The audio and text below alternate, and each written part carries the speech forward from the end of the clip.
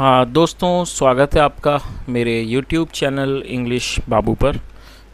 और आज मैं फिर हाजिर हूँ आपके साथ एक नई स्टोरी लेकर। और दोस्तों, आज जो स्टोरी मैं आपके लिए लेकर आया हूँ बहुत ही प्यारी, बहुत ही अच्छी कहानी है, मनोरंजन से भरपूर कहानी है। और दोस्तों, आप लोग हमेशा बोलते हैं, कमेंट करते हैं, बोलते हैं और सर आप कोई एडवांस लेवल की स्टोरी लाइए जहाँ कुछ एडवांस लेवल की ग्रामर और आपको नए नए वर्ड मीनिंग सीखने को मिलें। तो दोस्तों, आज कुछ इसी तरह की स्टोरी मैं आपके लिए लेकर आया हूँ। जो आज की स्टोरी है काफ़ी एडवांस लेवल की है, क्योंकि इसके अंदर जो आपको वर्ड मीनिंग मिलेंगे वो थोड़े से एडवांस लेवल के वर्ड मीनिंग आपको सीखने को मिलेंगे। और उसके अलावा जो इसका ग्रामर का पार्ट है वो तो हमेशा की तरह ही बिल्कुल डिटेल में कवर करेंगे, तो आप एक एक स्ट्रक्चर को आप बहुत आसानी से सीख पाएंगे। और दोस्तों, उसके अलावा जो कहानी है, कहानी बहुत ही अच्छी कहानी है, मनोरंजन भी है, और साथ में कहानी के अंदर एक फील गुड फैक्टर है। कहानी सुन के और सुनने के बाद आपको बहुत ही ज़्यादा मज़ा आएगा। तो चलिए दोस्तों, आज की इस कहानी को हम शुरू करते हैं और सबसे पहले कहानी का टाइटल देखते हैं। कहानी का टाइटल है हुज क्राइम। क्या अर्थ हुआ?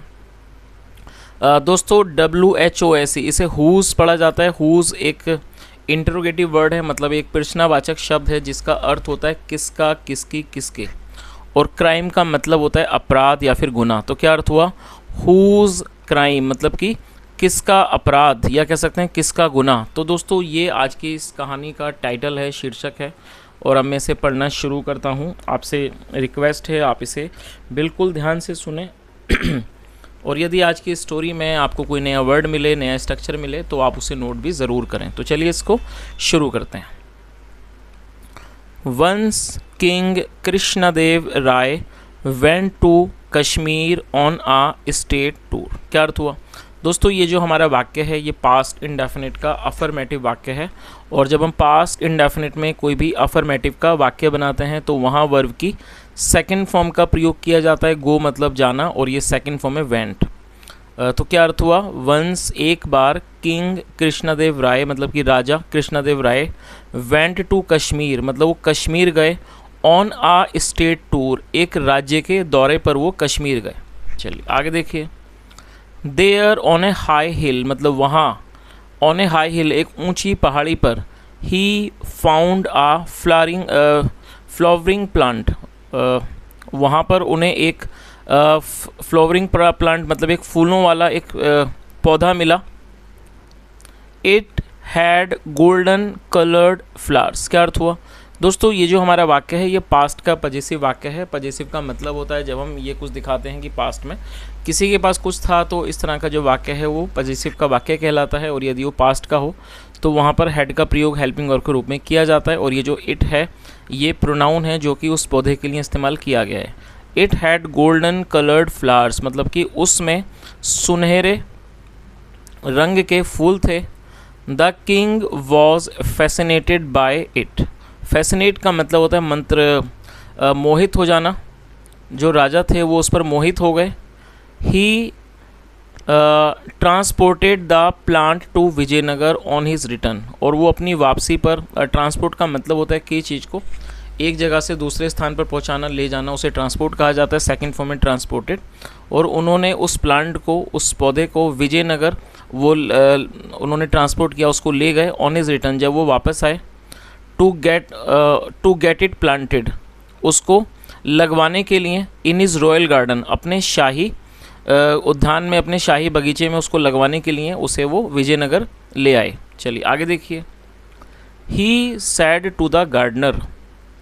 उन्होंने गार्डनर से मतलब कि उन्होंने माली से कहा, plant it somewhere so that I see it every day. क्या अर्थ हुआ? दोस्तों, प्लांट का मतलब पौधा होता है, उसके अलावा ये एक वर्ब है जिसका अर्थ होता है लगाना। तो उन्होंने क्या कहा? प्लांट इट समवेयर, इसे कहीं लगा दो, सो दैट ताकि, I see it every day ताकि मैं इसे रोज़ देखूं। Take care of it like your life, और इसका अपने जीवन की तरह इसकी देखभाल करना। Any damage to it will mean your death. क्या अर्थ हुआ? Any damage to it will mean your death मतलब कोई भी यदि इसके अंदर डैमेज होगा, क्षति होगी इसमें, it will mean your death, ये आपकी मतलब it will mean your death मतलब ये आपकी मृत्यु होगी। तो उन्होंने क्या कहा कि यदि इसमें कोई भी क्षति होगी तो इसका मतलब ये आपकी मृत्यु होगी। The gardener planted it right in front of king's bedroom. और दोस्तों यहाँ किंग के बाद एपेस्ट्रॉफी एस का प्रयोग किया गया है, जिसका अर्थ होता है काके की। जब हम किसी नाम या व्यक्ति के साथ कुछ जोड़ना चाहते हैं, ऐड करना चाहते हैं, तो एपेस्ट्रॉफी एस का प्रयोग किया जाता है। The gardener planted it right in front of king's bedroom. जो गार्डनर था, माली था, उसने उसे लगा दिया। राइट का मतलब ठीक, ठीक राजा का जो बेडरूम था, शयन कक्ष था, ठीक उसके सामने उस पौधे को लगा दिया। When king woke up in the morning. और दोस्तों ये हमारा पास्ट का अफर्मेटिव वाक्य है। वेकअप का मतलब होता है नींद से जागना, सेकंड फॉर्म में woke up. When king woke up in the morning, जब राजा मतलब कि सुबह जागे। ही सॉ द प्लांट, उन्होंने उस प्लांट को, उस पौधे को देखा। फ्रॉम हिज विंडो, अपनी खिड़की से। And admired the cleverness of the gardener. और दोस्तों एडमायर का मतलब होता है किसी की सराहना करना, प्रशंसा करना, सेकंड फॉर्म में एडमायर्ड। और उन्होंने उस गार्डनर की, उस माली की चालाकी का, क्लेवरनेस मतलब चालाकी का, मतलब मालिक की माली की जो चालाकी थी उसकी उन्होंने प्रशंसा की, उसकी उन्होंने सराहना की। चलिए आगे देखिए। One day the gardener's goat sneaked into the garden. दोस्तों स्नीक इनटू का अर्थ होता है किसी जगह पर चोरी छुपे, घुस आना, सेकंड फॉर्म में स्नीक्ड इनटू। और यहाँ गार्डनर के बाद एपिस्ट्रोफी ऐसे, जिसका अर्थ है काके की। गार्डनर्स गोट मतलब कि माली की बकरी। तो क्या अर्थ हुआ? एक दिन। द गार्डनर्स गोट मतलब कि माली की बकरी, माली की बकरी स्नीक्ड इनटू द गार्डन, वो चुपके से गार्डन में मतलब कि बगीचे में घुस आई। And ate the golden plant. और ये दोस्तों ये हमारा पास्ट का अफर्मेटिव वाक्य है और यहाँ सेकंड फॉर्म का प्रयोग किया गया है। ईट मतलब खाना, सेकंड फॉर्म है एट। आप इसे नोट कर लीजिए क्योंकि ज़्यादातर सेकंड फॉर्म दोस्तों याद नहीं रहते हैं, तो आप इसे नोट कर लीजिए। इसकी स्पेलिंग है ATE, eight the golden plant. और उसने उस सुनहरे पौधे को उस बकरी ने खा लिया। The gardener was too scared. और जो गार्डनर था, माली था, वो बहुत ज़्यादा भयभीत हो गया, घबरा गया। To inform the king about it मतलब वो राजा को सूचित करने को इस बारे में वो बहुत ज़्यादा घबरा गया। The gardener was too scare to inform the king about it मतलब जो गार्डनर था, माली था, वो राजा को इस बारे में सूचित करने के लिए बहुत ज़्यादा भयभीत हो गया, बहुत ज़्यादा डर गया। नेक्स्ट मॉर्निंग मतलब अगली सुबह। When the king peeped out of his window। दोस्तों पीप का मतलब होता है झांकना और सेकंड फॉर्म है पीप्ड, आप इसे नोट कर लीजिए। PEEP, पीप ये फर्स्ट फॉर्म है और जब इसमें ED जुड़ जाएगा तो ये सेकंड और थर्ड फॉर्म दोनों हो जाएगा, लेकिन यहाँ इसको सेकंड फॉर्म मानिए आप, क्योंकि ये हमारा पास्ट इंडेफिनेट का अफर्मेटिव वाक्य है जहाँ सेकंड फॉर्म लगाई जाती है। तो इसका मतलब को आप नोट कर लीजिए। पीप आउट मतलब झांकना, सेकंड फॉर्म है पीप्ड आउट। नेक्स्ट मॉर्निंग अगली सुबह। When the king peeped out of his window मतलब जब राजा ने अपनी खिड़की से बाहर झांका। He found the plant missing उसने पाया कि जो प्लांट है वो गायब है। उसने पाया कि जो प्लांट है, पौधा है, वो गायब है। He at once summoned the gardener. और दोस्तों समन का मतलब होता है बुलावा, किसी को बुलाना, बुलावा देना, किसी को बुलवाना, उसे समन कहा जाता है, SUMMON। और ED के बाद सेकंड फॉर्म है, क्योंकि ये हमारा पास्ट का अफर्मेटिव वाक्य है तो सेकंड फॉर्म का प्रयोग किया गया, समन्ड। क्या अर्थ हुआ? He at once summoned the gardener. Advance मतलब तुरंत, मतलब उसने तुरंत माली को बुलवाया। चलिए आगे देखिए।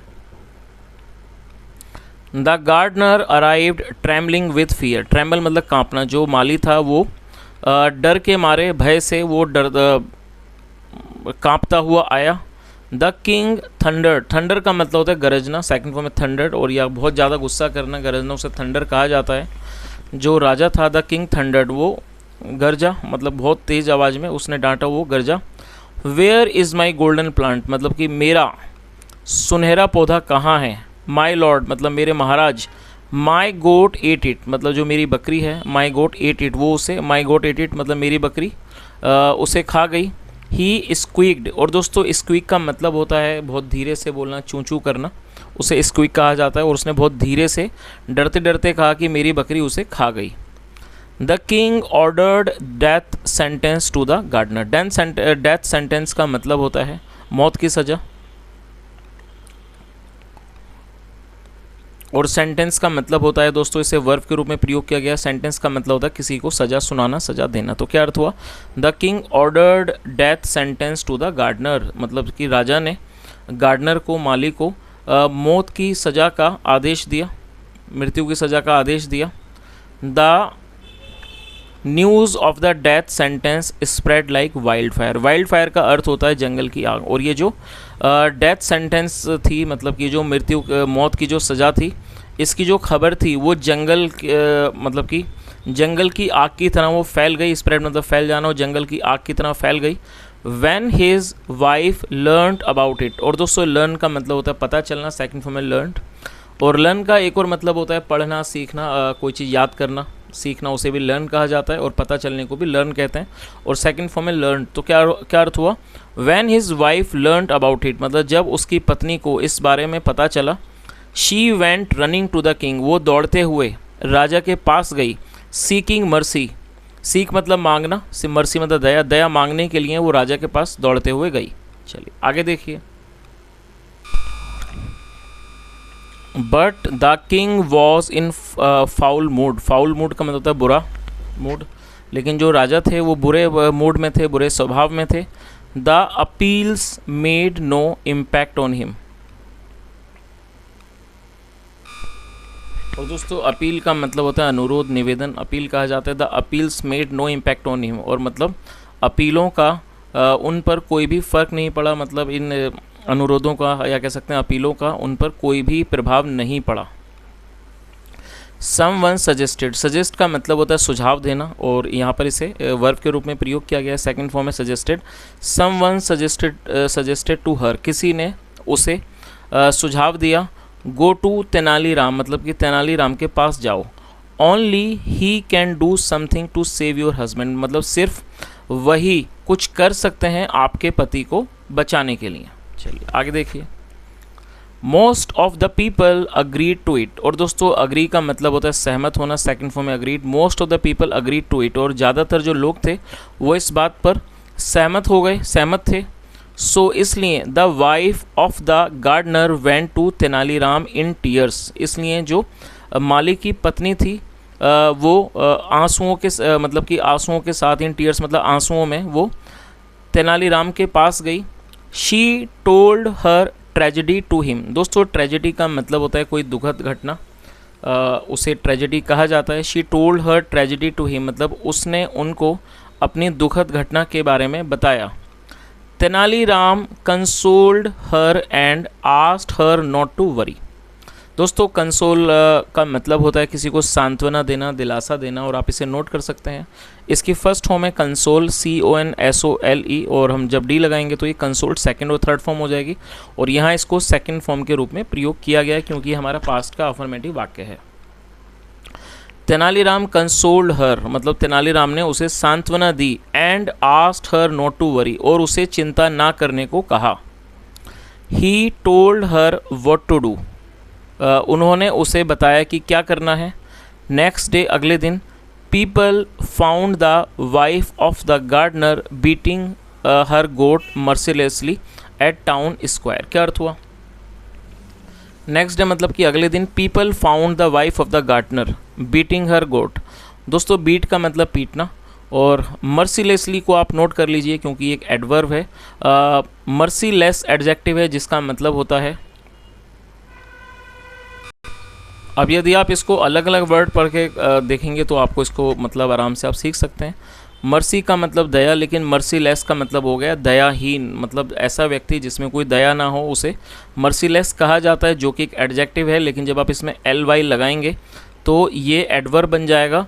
मर्सीलेसली का मतलब हो जाएगा बेरहमी से। तो आप इसमें दो तीन वर्ड्स जो बन रहे हैं आप उन्हें नोट कर लीजिए। मर्सी का मतलब रहम, दया। मर्सीलेस का मतलब बेरहम, और जो कि एक एडजेक्टिव है मर्सीलेस, और जब आप इसमें ly लगाएंगे तो ये एडवर्ब बन जाएगा और ये हो जाएगा मर्सीलेसली, जिसका मतलब होता है बेरहमी से। तो दोस्तों आपको ये चीज़ याद रखनी है कि जब कोई आप ऐसा वर्ड देखें जो ly पे ख़त्म हो तो ज़्यादातर इस तरह के जो वर्ड्स हैं वो एडवर्ब होते हैं, और एडवर्ब का अर्थ होता है किसी भी वर्ब की विशेषता को बताने वाले शब्द को एडवर्ब कहा जाता है। तो आप इसे नोट कर सकते हैं, और साथ में आप इसकी मीनिंग को भी नोट कर लीजिए। मर्सीलेसली मतलब बेरहमी से। तो इस पूरी लाइन का क्या अर्थ निकला कि अगले दिन लोगों ने पाया कि जो माली की पत्नी है, वाइफ ऑफ द गार्डनर मतलब जो माली की पत्नी है, बीटिंग हर गोट, वो अपनी बकरी को पीट रही है। मर्सीलेसली मतलब बेरहमी से, रहमी से पीट रही है एट टाउन स्क्वायर। कहाँ पीट रही है? टाउन स्क्वायर मतलब एक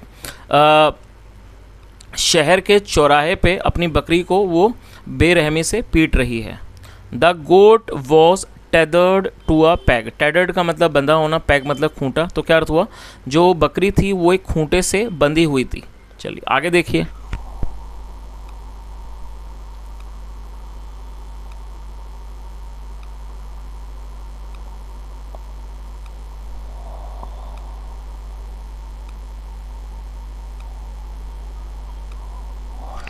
द पुलिस दरोगा लर्नड अबाउट इट। और जो पुलिस के जो दरोगा थे उन्हें इस बारे में पता चला। ही रीच्ड द स्पॉट। स्पॉट का मतलब होता है स्थल, घटना स्थल, उसे स्पॉट कहा जाता है। रीच मतलब पहुंचना, सेकंड फॉर्म में reached. He reached the spot मतलब वह उस स्थल पर पहुंचे। With some of his sepoy. Sepoy का मतलब सिपाही, अपने कुछ सिपाहियों के साथ वो उस स्थल पर पहुंचे। He saw the women and knew it was all connected to the death sentence of the gardener. क्या अर्थ हुआ? ही सो मतलब कि उन्होंने देखा, द वुमेन महिला को देखा, एंड न्यू इट और वो इस बात को जानते थे। इट वॉज ऑल कनेक्टेड मतलब ये जो सारी चीज़ें हैं वो संबंधित हैं to the death sentence of the gardener मतलब माली की जो मौत की सज़ा है, मृत्यु की जो मृत्युदंड है, ये सारी जो चीज़ें हैं वो उससे संबंधित है, इस बात को वो अच्छे से जानते थे। चलिए आगे देखिए। He took the women to the king's presence. और वो जो और ये जो ही है वो दरोगा के लिए प्रयोग किया गया है। वो जो he took the women to the king's presence मतलब वो महिला को राजा की उपस्थिति में ले गए। And told him about her act और उन्हें उसके एक्ट के बारे में, उसके कृत्य के बारे में उन्हें बताया। चलिए आगे देखिए।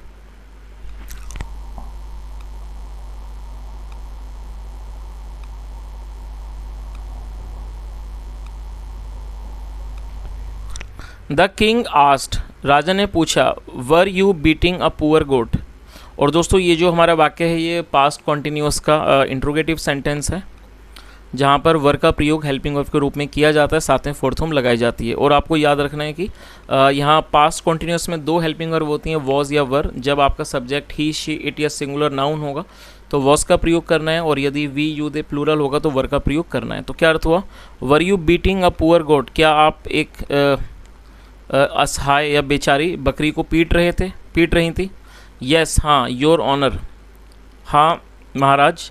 वाई क्यों? माई लॉर्ड मतलब कि मेरे महाराज। दैट रेचेड गोट इज़ विडोइंग मी। और दोस्तों आप इन वर्ड्स को नोट कर सकते हैं। रेचेड का मतलब होता है मनहूस, और विडो का मतलब होता है विधवा, और विडोई का मतलब होता है विधवा करना। तो क्या अर्थ हुआ? माई लॉर्ड मतलब मेरे महाराज। दैट रेचेड गोट इज़ विडोइंग मी मतलब वो मनहूस बकरी मुझे विधवा कर रही है। मेकिंग माई किड्स ऑर्फन्स और मेरे बच्चों को ऑर्फन मतलब कि अनाथ कर रही है। How else shall I treat it. मैं उसके साथ और कैसा व्यवहार करूं? चलिए आगे देखिए। I don't understand how can a dumb goat widow you. क्या अर्थ हुआ? आई डोंट अंडरस्टैंड मतलब मैं नहीं समझता हूँ। हाउ कैन अ डम्ब, और दोस्तों डम्ब मतलब होता है गूंगा, जो नहीं बोल सकता उसे डम्ब कहा जाता है। तो उन्होंने क्या कहा? आई डोंट अंडरस्टैंड मैं नहीं समझता हूँ। How can a dumb goat widow you मतलब एक गूंगी बकरी आपको विधवा कैसे कर सकती है। माई लॉर्ड मेरे महाराज।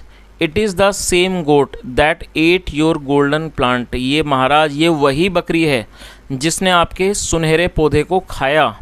एंड एज ए रिजल्ट और परिणाम स्वरूप my husband is going to die. मेरा जो हस्बैंड है, पति है, वो मरने जा रहा है। Who is the real culprit. और दोस्तों आप इस वर्ड को नोट कर सकते हैं। कल्प्रिट का मतलब होता है अपराधी। Who is the real culprit मतलब कि असली कल्प्रिट, असली अपराधी कौन है? दिस गोट ये बकरी। And my husband is facing death while it goes on merrily bleating. दोस्तों मैरिली एडवर्ब है जिसका मतलब होता है खुशी से, और ब्लीटिंग का मतलब होता है मिमियाना। जो बकरियां जो आवाज़ निकालती हैं मिमियाती हैं उसे ब्लीट कहा जाता है, जो कि फोर्थ में ब्लीटिंग। तो क्या अर्थ हुआ? This goat and my husband is facing death while it goes on merrily bleating मतलब कि जो मेरे पति हैं वो मौत का सामना कर रहे हैं जबकि ये इट गोज़ ऑन मैरिली ब्लीटिंग ये मतलब कि खुशी से मिमियाती है। The king thought over it. जो राजा थे उन्होंने इसके ऊपर विचार किया। एंड अनाउंस्ड और उन्होंने घोषणा की we are pardoning your husband. और दोस्तों पार्डन वर्ड को आप नोट कर सकते हैं। माफ़ करने के लिए आपने और भी शब्दों को सुना होगा, ज़्यादातर फॉरगेट आपने ज़रूर सुना होगा। फॉरगेट का मतलब होता है माफ़ करना, सॉरी यहाँ गलती होगी, फॉरगेट का मतलब भूलना होता है। आप FORGET, माफ़ करने को फॉरगिव कहा जाता है, FORGIVE, फॉरगिव मतलब माफ़ करना। ये आपने ज़रूर सुना होगा। तो आज आपके लिए एक नया वर्ड है पार्डन। पार्डन का मतलब भी होता है माफ़ करना, तो आप इसे नोट कर लीजिए। तो उन्होंने क्या कहा, we are pardoning your husband, मतलब हम आपके पति को माफ़ कर रहे हैं। ही वॉन्ट डाई, उसकी मृत्यु नहीं होगी। यू कैन गो, आप जा सकते हो। Let the poor goat bleat merrily, और इस बेचारी बकरी को खुशी से मिमियाने दो। The king looked at Tenaliram sharply, और जो राजा थे उन्होंने मतलब बहुत ही पैनी नज़रों से तेनालीराम को देखा। आई नो, मैं जानता हूँ। You are the script writer of this drama, आप इस नाटक के ये जो नाटक है इसके आप स्क्रिप्ट राइटर हो, मतलब आप इसके लेखक हो। And for a good cause, और एक अच्छे कारण से और एक अच्छी वजह से। वेल डन, बहुत अच्छा। तेनालीराम स्माइल, जो तेनालीराम थे मुस्कुराए। विद ग्रेट सेटिस्फैक्शन, मतलब बहुत ज़्यादा संतोष के साथ वो मुस्कुराए। चलिए, तो दोस्तों ये आज की कहानी थी। मैं उम्मीद करता हूँ कहानी आपको अच्छी भी लगी होगी, साथ में समझ आई होगी। और यदि अच्छी लगी हो तो दोस्तों एक लाइक तो बनता है, चाहे तो आप 2-3 लाइक भी ज़रूर करें। तो दोस्तों यहाँ तक सुनने के लिए thank you so much. Have a nice day and bye.